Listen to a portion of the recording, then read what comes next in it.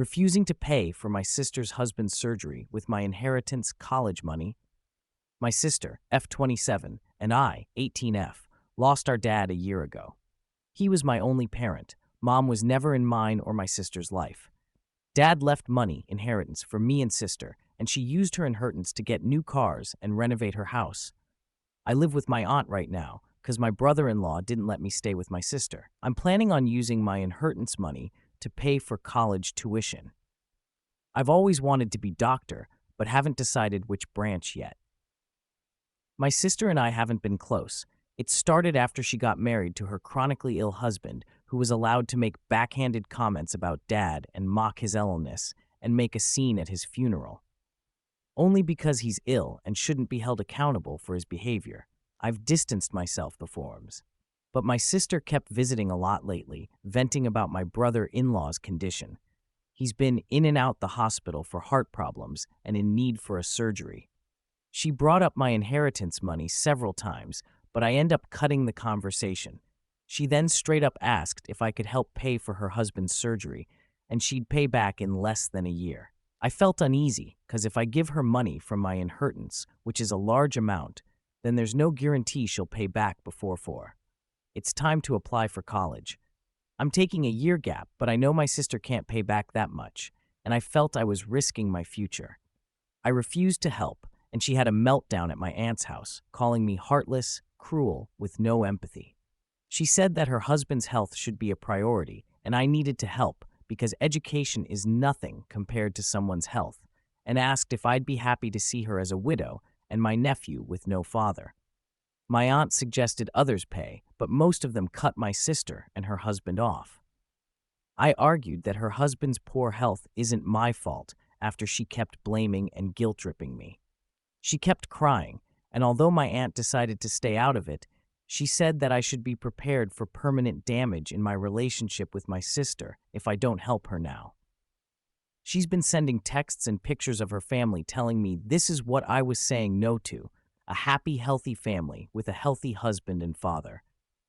I cried and felt like I was being selfish, not good aunt and sister. I asked my friend, and he said, let them sell the cars and all the luxurious stuff they bought to afford the surgery, and warned me if I give them money, I'll never get it back, and may not be able to go to medical school.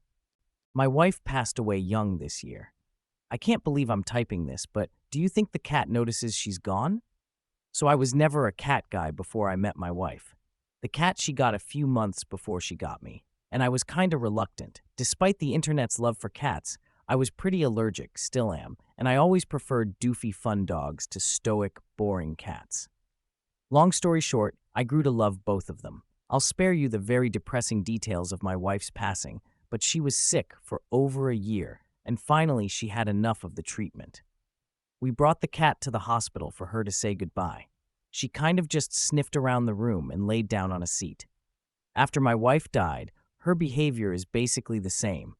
I know this question is so stupid, but entertain me, even if it's just an article saying, cats get sad when they don't see you for 2 days, or some shit. I feel like she loves us, but there's no object permanence. Anyone got a cool article or story to quiet my stupid mind? Thanks. When I was 11 years old, my family was in a car accident. We were coming home from my sister's soccer game. We kept asking Dad to stop at McDonald's. He gave us the typical, we have food at home, and money doesn't grow on trees talk. I think we were wearing him down. He looked at my mother, whispered something, and started to change lanes. We were getting excited in the back seat. Our house was only a mile or so down the road, and my dad was taking an unexpected turn. We knew not to keep asking at this point. Dad loved little surprises, little deceptions, like when he told me we needed to stop at the bank after school, and instead, he brought me to get ice cream. Or the time he woke us up early on a Saturday for a doctor's appointment, only to bring us mini golfing into the arcade. Mom secretly loved when he did this. She loved how far he would go to surprise us, even if it was just a Happy Meal. The arrow turned green, and Dad started driving again. I was too busy thinking about what toy would come with my meal. I didn't see anything. I heard Dad shout, "Oh my gee." Then everything went black. I woke up seconds later. At least I felt like it was only seconds later.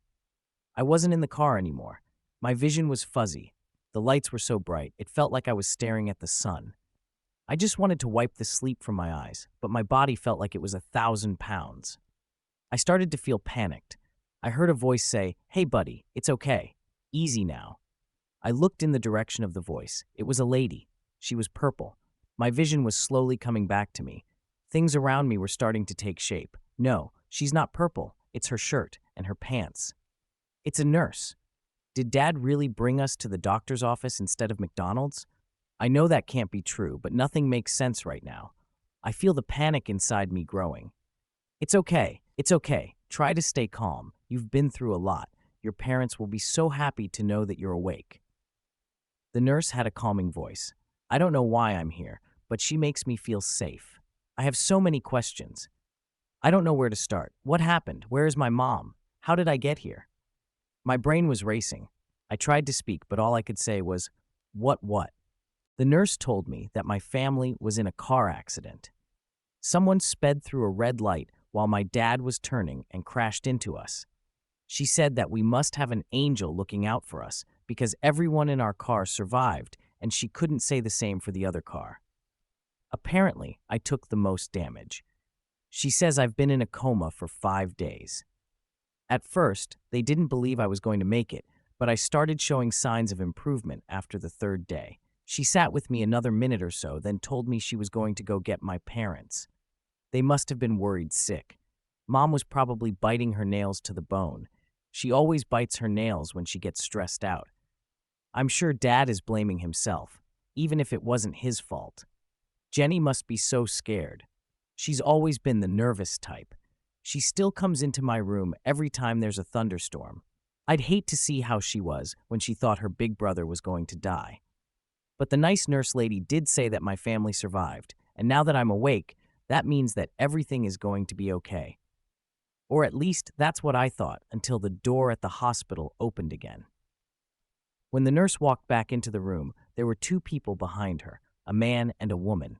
They had bandages on their faces, and the man had a cast on his arm. "Oh, thank God!" the woman said as she walked up to my bedside. She had tears in her eyes. The man stayed back a step. With a hand on the woman's shoulder, he said, "I told you he was a fighter. I knew you'd pull through. This isn't right." Maybe my eyes were still adjusting. No, it can't be. That doesn't sound like them either. The woman leans in to hug me and I flinch. There must be a mistake. I don't know these people. Where are my parents? "Don't be silly," the woman says while wiping the tears away from her face. "It's me, baby. It's Mom." Now I'm 100% certain these people aren't my parents. My mom would never call me baby. She hates pet names. She won't even call me Matt. It's always Matthew. I can feel the panic lump in my throat again. I begin speaking louder, almost shouting, "You're not my mom. I don't know you. Where is my mom? Where is my dad? And where is Jenny?" The woman slowly backs away. Turning her head, she looks over to the nurse. "Is he okay?" Her voice is trembling. "He doesn't recognize me?" The nurse steps forward. After severe trauma, sometimes people can suffer short-term memory loss. He may be disoriented and need some time to get his bearings. I started shouting louder, almost screaming. "I know who my parents are. They are not my parents." I pointed directly at the pair to emphasize my point. "And where is my sister? Where's Jenny?" "Sweetie, who's Jenny? You don't have a sister," the woman said in hysterics. "Nurse, you have to do something. There must be some kind of brain damage." "Sweetie?" Again, my mother would scoff if she heard someone call me sweetie. My fight-or-flight senses are kicking in.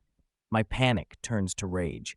I start thrashing in my bed, trying to find the strength to stand up and leave this nightmare. I'm connected to too many wires and machines.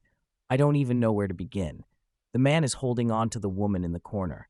She's still crying, but I can't be bothered by it. The nurse rushes over to the bed. She's trying to calm me down, but it's no use. She hits a button in the side of the bed. In seconds, the man and woman are pushed out of the way by a group of nurses trying to restrain me. They're holding on to me and trying to keep me from hurting myself. Once they realized that I wouldn't calm down on my own, the nice nurse lady said, "We're going to have to sedate him." One of the other nurses rushed out and back with a small bottle and a syringe. They held down my leg and stuck me, injecting the fluid into me.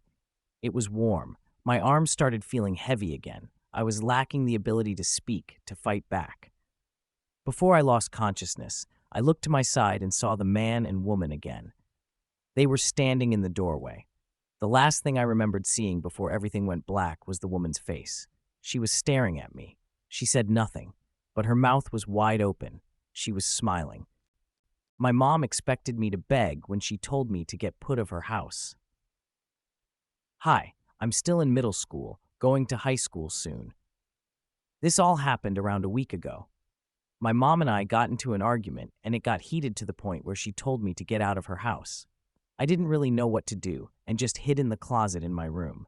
A few minutes later, she comes looking for me, and when I get out, my mom tells me that I should have begged for her forgiveness when she told me to get out and not hide. My mom saying this type of stuff to me is a regular occurrence in our arguments, and I didn't think much of it until I brought it up to a group of friends. When I told them, they had a sort of uncomfortable look on their face, and after school, my best friend, who I vent to about the scuffles between my mom and I, asked if I was okay. I said, of course, and she began bringing up and explained that the things she said did weren't very nice. My mom is semi-strict and kind of a helipoter mom. She graduated at one of the best schools in her country and was a straight A student. Therefore, she had the same expectations for me. I'm the basic Asian kid who plays 2 instruments, goes to many tutors, is the smartest kid in class, and has multiple trophies and medals. Here are some examples of what my friend brought up. One time, I got an 84% on my math test. My mom got very angry at me, called a disappointment and a failure, said other things to me that I forgot until I cried. I only made it up to her after I got 100% on my next math test.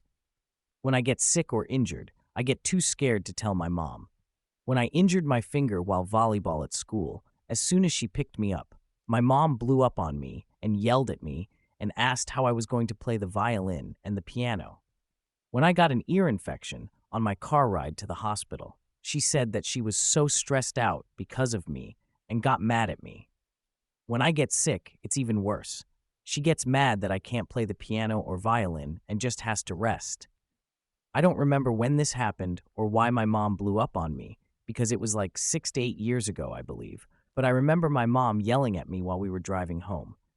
My name starts with L, so she's something along the lines of, what other words start with L?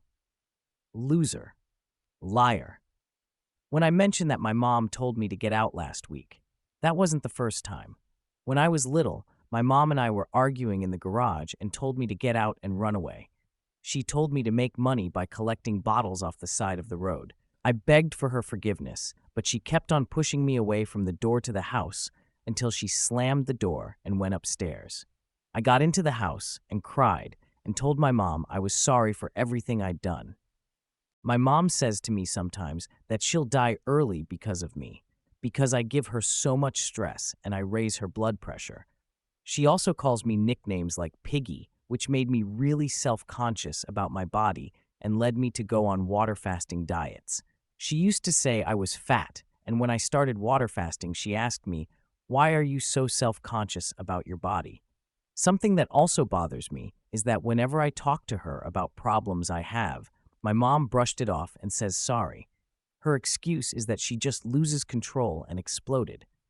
When talking to her friends, she also says that she can't bring herself to be mad at me when I'm crying. It's actually the exact opposite. She gets even madder and angrier when I start to cry. Also, when I'm angry at my mom in front of other adults, she tells them that I'm going through my moody teenager phase. These are just some examples out of many. Now, I first tell my dad about something before telling my mom. I'm afraid she'll get mad at me. I'm not saying my mom is evil. She's a great mom when she's not angry or mad, and sorry if my grammar or spelling is bad. English isn't really my first language, and I wrote this in a hurry,